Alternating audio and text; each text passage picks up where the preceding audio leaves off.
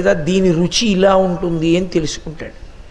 తెలుసుకున్నది దేనికి పనికి రావాలంటే అసలు యథార్థమునకు ఈ రుచి రుచా, ఈ సుఖము సుఖమా అని త్రోసివేయడానికి పనికి రావాలి. వేదము కొన్ని సుఖములను అనుభవించమని చెప్పింది, అందులో ఏమీ అనుమానం ఏం లేదు. ఈ సుఖం నువ్వు అనుభవించవచ్చు అని చెప్పింది వేదం. అలా చెప్పినవి ఏమున్నాయో అవి యజమాని అనుభవించవచ్చు, దోషం లేదు.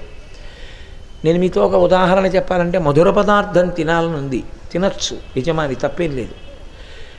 గృహస్థాశ్రమ స్వీకారం చేసి భార్య యందు కామానురుక్తుడు కావచ్చు, దోషమేం లేదు.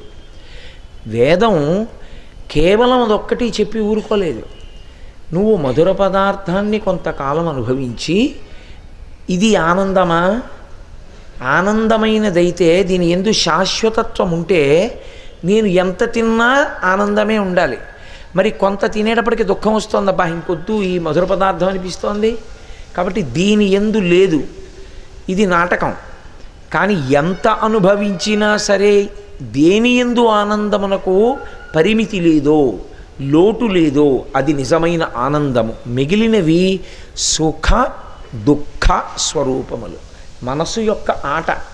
ఖ అంటే ఆకాశం, అది ఎప్పుడు అలాగే ఉంది. ఒక్కొక్కప్పుడు కొన్నింటిని చూసి సు బాగుందంటుంది, బాగుంది, చాలా బాగుందంటుంది, అప్పుడు సుఖ. మళ్ళీ అది అంటుంది ఇది బాగులేదంటుంది, దుఃఖ. అప్పుడు ఆకాశానికి మబ్బు కమ్మింది, దుఃఖ. బాగుందంటే సుఖ. సు మారింది, దూ మారింది, ఖ అలాగే ఉంది. ఆత్మ ఎప్పుడూ అలాగే ఉంటుంది. మనసు నాటకం ఆడుతూ ఉంటుంది. ఇది బాగుంది, ఇది బాగులేదు అన్న ద్వంద్వములు దేనివి అంటే కేవలము మనస్సువి.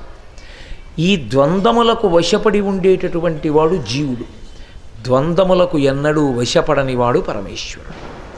అందుకే వృషద్విచిత్రతల్పయోర్భుజంగమౌక్తికస్రజో గరిష్టరత్నరోష్టయో సుహృద్విపక్షపక్షయో తృణారవిందచక్షుషో ప్రజామహీ మహేంద్రయో సమప్రవర్తయన్మనః కదా సదాశివం భజే అంటారు.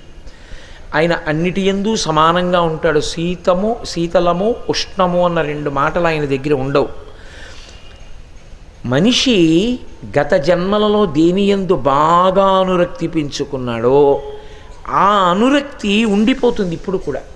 ఈ జన్మలో మూట కట్టి తెచ్చుకుంటుంది మనసు. అందుకే మీరు చూడండి,